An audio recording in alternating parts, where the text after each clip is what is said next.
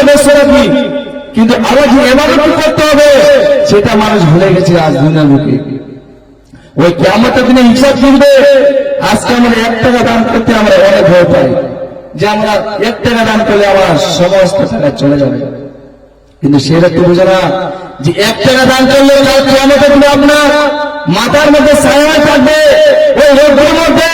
আজকে আপনি দেখুন ভেবে চিন্তে যে এই আকাশটা কত দূর রয়েছে, সূর্যটা কত দূর রয়েছে, এই জমিন থেকে যখন আমরা মাঠের মধ্যে কাজ করি তাহলে ওই সূর্য তাপটা আমাদের শরীরের মধ্যে কেমন লাগে।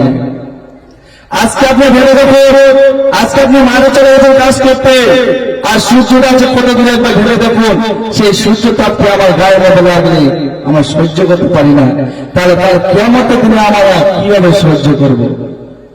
তাহলে আমরা কাল কিয়ামতের দিনে কিভাবে সহ্য করবো? ওই যে মাথার উপর যে 1 মুষ্টি সূর্য তাপ থাকবে, তাহলে